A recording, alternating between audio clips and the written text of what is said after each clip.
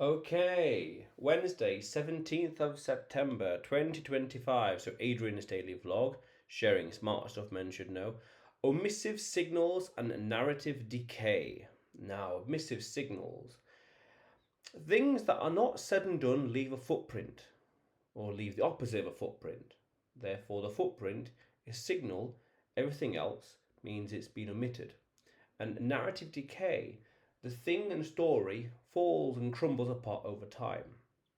Now, I had an interesting client once that had said to me at the very beginning that she just mentioned randomly, she lives with her boyfriend, that's it. And I thought that's a bit unexpected, came out of nowhere, unprofessional, but okay, not a problem.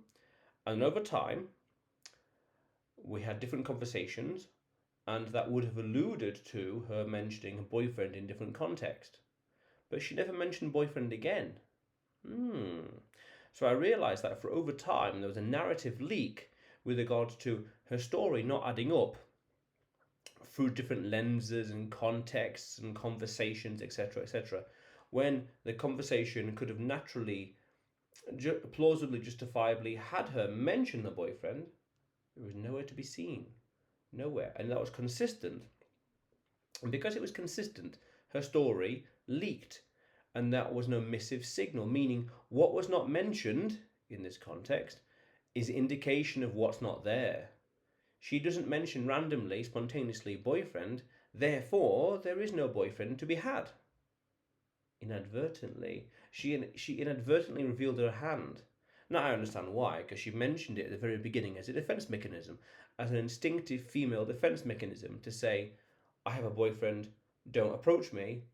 But that initial spark of mentioning it, so to speak, that narrative establishment, setting the scene, didn't last over time. She didn't keep up the charade, basically. Or over time, her life fell apart because it wasn't maintained. Very interesting.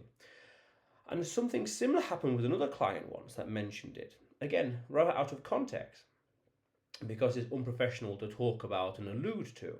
And the same thing happened again with narrative decay, narrative leak, omissive signals. The person mentioned she had a boyfriend. But then over time, I asked an interesting question akin to what is important to you? And I thought, surely that the first thing that's most important to her will be the highest value thing in her life. You're not going to answer the question, what's most important to you, by saying, oh, the 20th or the 50th thing. It's going to be straight away to the top. And this individual said something, and I was thinking, boyfriend, certainly number one. Something, okay. Number two, boyfriend number two. No boyfriend, this and that and that and this. And I thought, surely what? No boyfriend, not even third, fourth, or fifth. Highest priority in her life. So straight away there, her story didn't hold up against the test of time, meaning that even in spite of this spark of defensiveness, meaning I have a boyfriend, through further inquiry, conversation, talking, etc., it didn't hold up, it fell apart.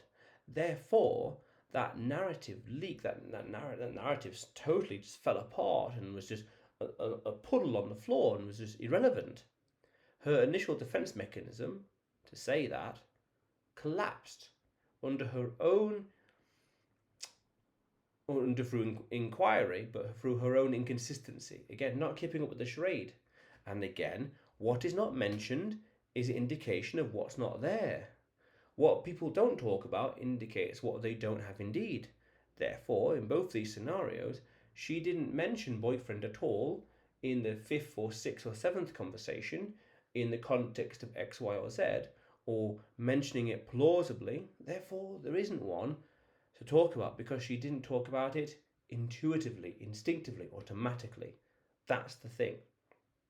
Now, interesting, there were some other clients, and they consistently mention boyfriend in this different context, different scenario, home, apartments, etc., etc.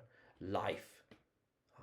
What was talked about, what was consistently mentioned and elaborated on, indicated that that is indeed truth. So then we can say, well, in dating, whatever is the story, is there a lead? Is there a decay to it? Is there a consistency to it? Is it consistently reinforced? even in business? Is this thing reinforced consistently, or is it just something forgotten about and mentioned once and never mentioned again? And likewise, what is not talked about, what is not alluded to, what's not mentioned, what's shied away from? Don't talk about that. Don't talk about this, because that's an indication of something. You could even say, to use the analogy, where the footprints don't go indicates where they didn't want to go. Where the footprints don't go indicate where you shouldn't go as well, or where there is no people in the follow the analogy. There's nothing to be had there. If there's no footprints going over there, meaning if there's no dialogue in that realm over there, then it doesn't want to be talked about. The person doesn't want to talk about it because there's nothing there to talk about, whether in a painful regret kind of way or things haven't materialized in a way. Very interesting bit of psychology to consider. But yeah, omissive signals. What's not mentioned indicates what's lacking. A narrative leak. Does the message, does it stand the test of time through different prodding and conversations and dialogues and context? It depends. Very interesting thing to understand with regards to women in relationships and business and life and beyond.